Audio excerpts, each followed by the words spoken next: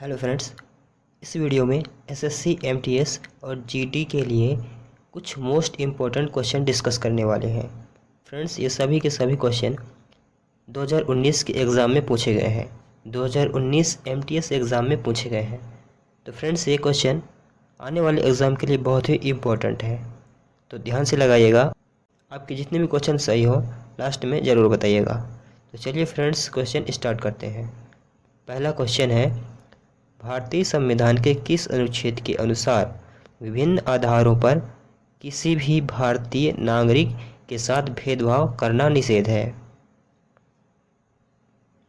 इसका सही आंसर है अनुच्छेद 15। अनुच्छेद 15 के अनुसार राज्य किसी नागरिक के प्रति केवल धर्म, मूल, वंश, जाति, लिंग या जन्म स्थान के आधार पर भेदभाव नहीं करेगा। केवल शब्द का उपयोग यह दर्शाता है कि अन्य आधारों पर भेदभाव किया जा सकता है। ठीक है। अनुच्छेद 15 समानता के आधार के लिए मौलिक अधिकार के तहत प्रदान किया गया है। मौलिक अधिकारों को संविधान के भाग 3 में अनुच्छेद 12 से 35 तक निर्दिष्ट किया गया है। मौलिक अधिकारों के लिए संविधान निर्माता संयुक्त राज्य अमेरिका के संविधान से प्रभावित रहा है। ठीक है, तो इसका सही आंसर होगा अनुच्छेद 15। अगला क्वेश्चन है, सिल्वर फाइबर क्रांति निम्नलिखित में से किससे संबंधित है? ऑप्शन है हमारे चमड़ा, तिलहन, जूट, कपास। तो इसका सही आंसर होगा कपास। भारत में सिल्वर फाइबर क्रांति कपास उत्पादन से संबंधित है। काली मिट्टी वाले क्षेत्रों में कपास किसानों के लिए जीवन और आजीविका का प्रतीक है। कपास कपड़ा उद्योग की रीढ़ है। कपड़ा उद्योग देश के कुल फाइबर उत्पादन का 70% खपत करता है। ठीक है। अगला क्वेश्चन है, भारतीय मानक समय की गणना किस घंटाघर या क्लॉक टावर से की जाती है? तो इसका सही आंसर होगा मिर्ज़ापुर। भारतीय मानक समय की गणना उत्तर प्रदेश राज्य में इलाहाबाद के निकट मिर्ज़ापुर शहर के क्लॉक टावर से की जाती है। मिर्ज़ापुर और यूनाइटेड किंगडम के रॉयल ऑब्जर्वेटरी के बीच देशांतर का अंतर 82.5 डिग्री है, जो 5 घंटे और 30 मिनट के सटीक समय का अंतर बराबर है। ठीक है। अगला क्वेश्चन है, निम्नलिखित में से कौन इंग्लिश चैनल को पार करने वाली पहली भारतीय महिला थी? इसका सही आंसर होगा आरती साहा। आरती साहा इंग्लिश चैनल को पार करने वाली पहली भारतीय थी। वह ऐसा करने वाली पहली एशियाई महिला भी थी। ठीक है। वह 1960 में पद्मश्री से सम्मानित होने वाली पहली भारतीय महिला खिलाड़ी थी। इंग्लिश चैनल अटलांटिक महासागर का एक हिस्सा है जो दक्षिण इंग्लैंड के उत्तरी फ्रांस से अलग करता है। यह लगभग 350 मील लंबा है। Captain Matthew web English channel को पार करने वाले पहले व्यक्ति बने, तो इसको भी आप याद रखिएगा। अगला क्वेश्चन है, 2007 में यूटीआई बैंक का नाम बदलकर कर दिया गया था। तो फ्रेंड्स, इसका सही आंसर होगा एक्सिस बैंक। ठीक है। 2007 में यूटीआई बैंक का नाम बदलकर एक्सिस बैंक कर दिया गया था। भारत सरकार के द्वारा नए निजी बैंकों की स्थापना की अनुमति देने के बाद 1993 में बैंक की स्थापना हुई और इसका परिचालन शुरू हुआ। अगला क्वेश्चन है, किस पार्टी सरकार ने 1978 में द्वितीय पिछड़ा वर्ग आयोग के गठन की घोषणा की थी? इसका सही आंसर है जनता पार्टी। द्वितीय पिछड़ा वर्ग आयोग की स्थापना 1 जनवरी 1979 को जनता पार्टी सरकार में प्रधानमंत्री मोरारजी देसाई के नेतृत्व में की गई थी। आयोग का काम भारत के सामाजिक या शैक्षणिक रूप से पिछड़े वर्गों की पहचान करना था।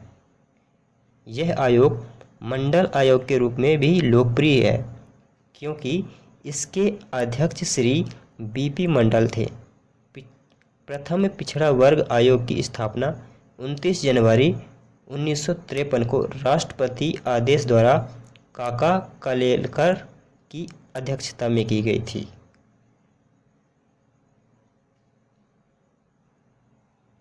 अगला क्वेश्चन है बिकमिंग पुस्तक के लेखक कौन है। तो फ्रेंड्स बिकमिंग पुस्तक के लेखक कौन है, तो इसका सही आंसर होगा मिशेल ओबामा। अगला क्वेश्चन है ब्लू जे या इंडियन रोलर कितने भारतीय राज्यों का राज्य पक्षी है, तो इसका सही आंसर होगा 4। ठीक है, ये ओडिशा, कर्नाटक, आंध्र प्रदेश और तेलंगाना द्वारा राज्य पक्षी के रूप में चुना गया है। अगला क्वेश्चन है श्वसन पथ के ऊपरी भाग में छोटे बालों जैसी संरचनाएं पाई जाती है, इस संरचनाओं का क्या कहा जाता है, इन संरचनाओं को क्या कहा जाता है।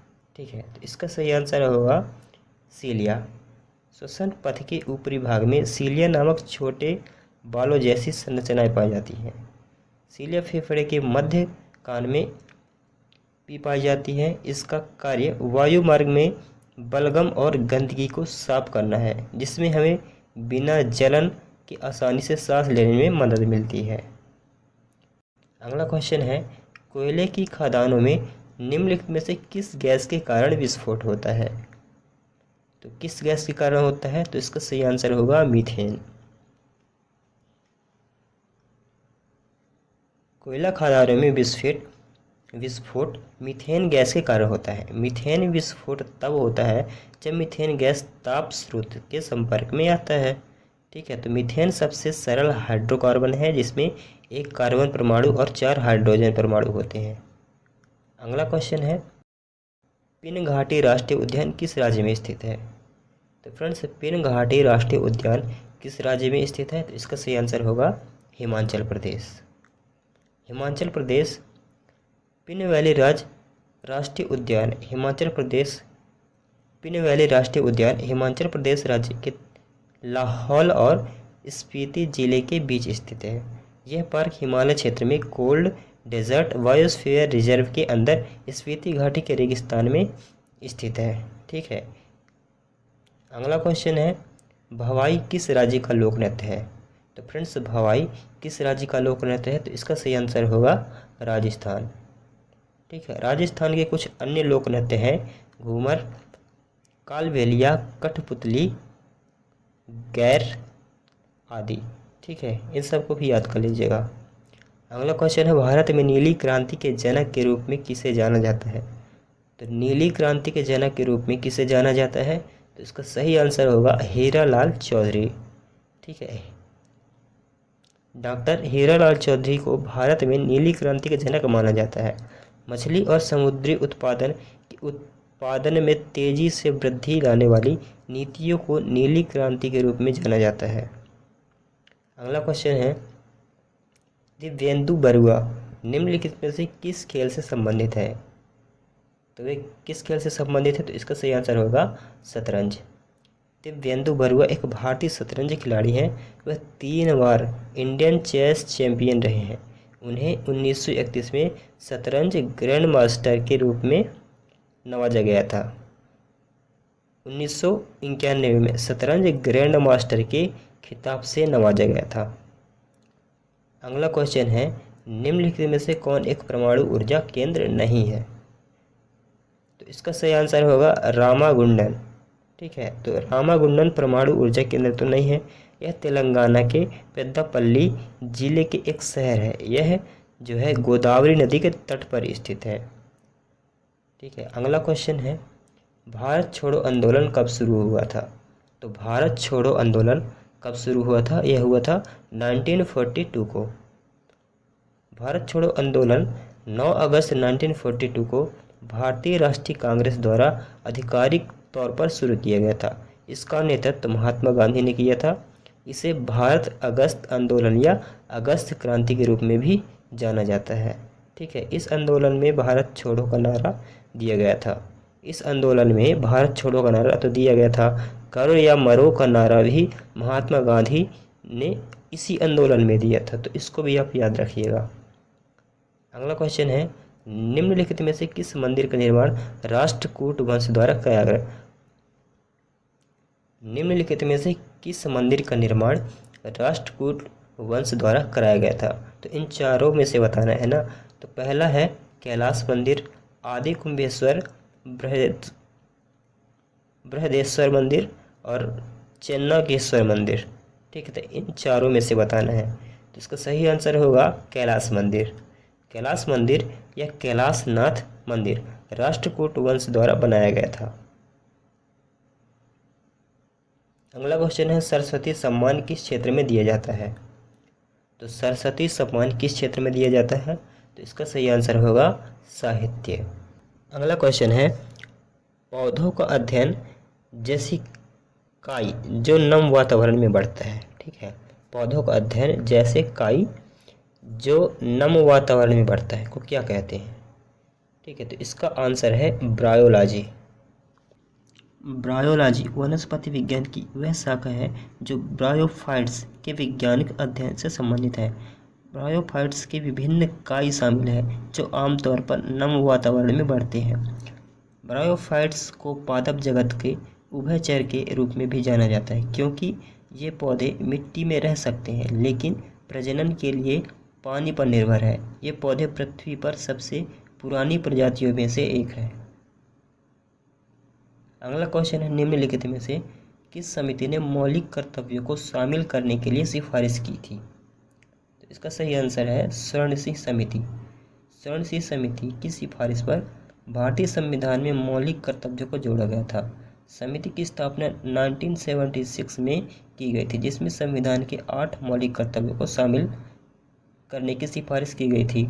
सरकार ने सिफारिश को स्वीकार किया और 1976 में 42वें संविधान संशोधन द्वारा लागू किया। इस संशोधन में संविधान के एक नया भाग अर्थात भाग 4A जोड़ा गया। इस नए भाग में केवल एक अनुच्छेद है अर्थात अनुच्छेद 51A जो 10 मौलिक कर्तव्यों को निर्देशित करता है। अगला क्वेश्चन है, अलीवर्दी खान के बाद बंगाल का नवाब कौन बना? तो अलीवर्दी खान के बाद बंगाल का नवाब कौन बना? तो इसका सही आंसर है सिराज-उद-दौला। सिराज-उद-दौला बंगाल का अंतिम स्वतंत्र नवाब था। वह अप्रैल 1756 में 23 साल की उम्र में अपने नाना अलीवर्दी खान के उत्तराधिकारी बने। सिराज-उद-दौला को 1757 में प्लासी के युद्ध में रॉबर्ट क्लाइव ने हराया था। ठीक है, इसको भी आप याद रखिएगा। अगला क्वेश्चन है, निम्नलिखित में से किस लोकप्रिय रूप से भारत के तोते के रूप में जाना जाता है? निम्नलिखित में से किस लोकप्रिय रूप से, ठीक है, तो भारत के तोते के रूप में जाना जाता है तो कौन है? तो इसका सही आंसर है अमीर खुसरो। ठीक है, अमीर खुसरो को लोकप्रिय रूप से भारत का तोता या भारत की आवाज़ के रूप में जाना जाता है। ठीक है, उन्हें उर्दू साहित्य का जनक भी माना जाता है। उन्हें कव्वाली के जनक के रूप में भी जाना जाता है। इसको भी आप याद रखिएगा। अमीर खुसरो ने गियासुद्दीन तुगलक और अन्य तुगलक शासकों के शासनकाल के बारे में एक ऐतिहासिक कविता तुगलक नाम में वर्णन किया। ठीक है, नूर फिर भी अमीर खुसरो द्वारा लिखा गया था जो अलाउद्दीन खिलजी का काव्यात्मक वर्णन है। ठीक है फ्रेंड्स, ये लास्ट क्वेश्चन था फ्रेंड्स। अगर वीडियो हेल्पफुल लगी हो, क्वेश्चन हेल्पफुल लगे हो तो चैनल को सब्सक्राइब करिएगा और वीडियो को ज़्यादा से ज़्यादा शेयर करिएगा।